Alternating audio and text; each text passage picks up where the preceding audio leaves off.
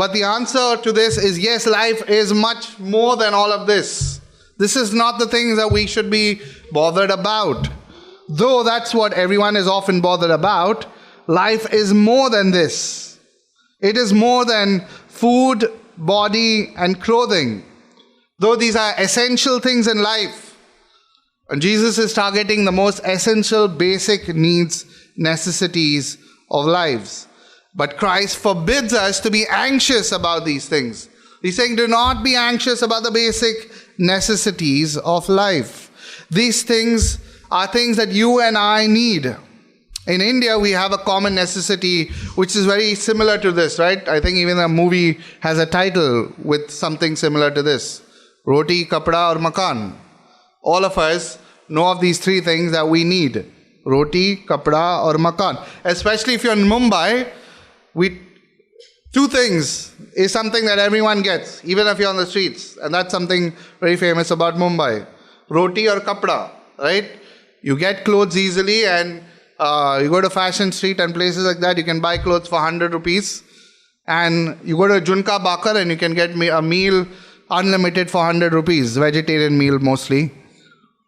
But that's a difference in Mumbai. You may not find that in a city like Bangalore. It's more expensive when it comes to things like this.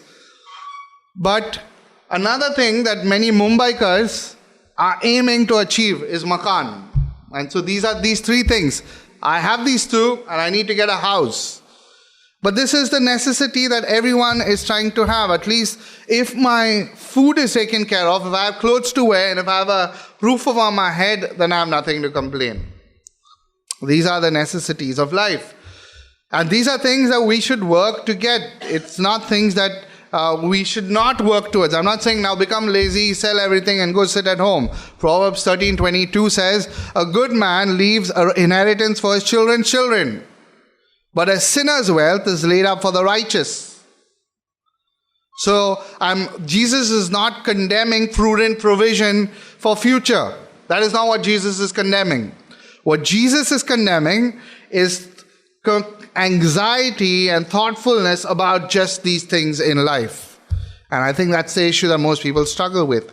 1 Timothy 5:8 says, if anyone does not provide for his relatives, especially for the members of his own household, in other words, men, if you do not work and do not provide for your house, you have denied the faith and is worse than an unbeliever. A man who does not work is worse than an unbeliever. So again, I want us to take things in balance. Jesus is not condemning to work for roti, kapda, or makan. What is Jesus is condemning is self-tormenting anxiety over roti, kapda, or makan. I hope that is what we gather from the text. I hope we understand this thing. He is condemning a fixation on life about just these things. About your work, about your things you wear, about what you will eat, about just these things. And the reason Christ reminds us here not to be worried about them is because that we are under the providential care of an all-knowing, all-seeing, all-loving Father. That's what he brings us to, of the providential care of God who continually takes care of everything that he has created. He has given us life. He will surely not let us lack anything that we need as a necessity in our life. He has given us this body, and he will surely not let us die with lack of clothing. He has given us all that we need. He that calls on into him and into his presence and into his in his kingdom will find everything that we need. Now, I don't want us to turn into prosperity gospel. That's not what I'm preaching over here. But the Bible promises that he will give you what you need. So if it means troubles and hardships and sufferings, then God, who is all providential, who knows everything, has brought that into your life. If it means sickness and strife, if it means pain, then God, who is all-knowing, has brought that into your life. And so Christ here points out to the uselessness of anxiety. Our lives are entirely in God's hand.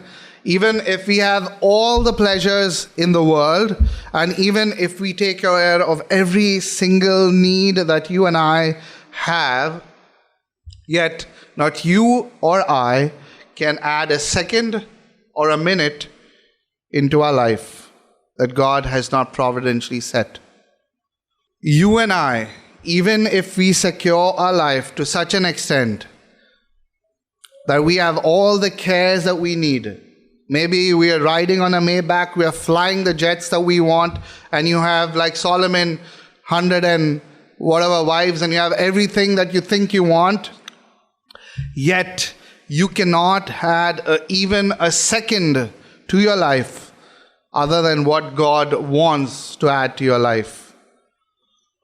And so what Christ is questioning us is, why are you being anxious? And he's helping us to see the uselessness of being anxious. We shall not die unless our work on earth is done, unless God has used us for his purpose. We shall not die unless God appoints it for us to die. He has appointed a day for all of us to die. The day you and I will die is the day as God appointed for us. Satan is not the one who appoints that. We don't do it. God has appointed it. And none of his word will pass away. So then, if you and I know this sovereign God, and then we are people who are Calvinists, right? We know the sovereignty of God. Then above all, then we should not be moved. We should not be shaken. Above all, our hearts should be more comforted in this all-knowing sovereign God who cares for us, who trusts, who knows more than we can trust anything beyond our minds or hearts can compare. We are under the care of an all-powerful sovereign King, the Lord of the universe, who has made the stars and the galaxies. It is he who holds us in his hands. And therefore, there is nothing that we should then be afraid of. There is nothing that we should be anxious about, if we know that we are in the sovereign care and trust of God. Then our minds and our hearts should be fixated upon him, upon his glory, upon his goodness, upon his praise, upon his living for him. For all of the things that we hold to will pass away, but only Christ will stay. And so an exhortation for us as a church, brother and sister, when you are cast down, when you are anxious, when you worry about things, hope in God. Hope in this God who is a God of the universe. Hope in this God who has made all things. See, we are not people who hold on to a belief in a God who has created all things, and then we lose trust. If our theology is only here in our heads and not moved to our hearts, then that will show in our living. Are you listening to me? If your theology is only in your heads and not moved to your hearts, it will show out in your living. If you're consciously worried and anxious about the things that are to happen, it shows maybe that the theology that you have in your head is not moved to your heart. Now, some of you might be, well, I am not anxious in general. In general, in life, I'm never anxious. What happens when something that you didn't foresee happens in your life? What happens when something that we don't plan for happens? Do we then go and drift into anxiety? Are we anxious then? Are we fearful then? You see, you and I are not left at the mercy of chance. Jo hota hai, wo hota hai. That is chance. That is not sovereignty. Do not confuse that for sovereignty. Or jo hone wala hai, so hoga. That is not sovereignty. That is chance. You and I are not left on the mercy of just mere chance. We have a God who has designed, who has planned everything the way it is to be. You and I are part of that plan.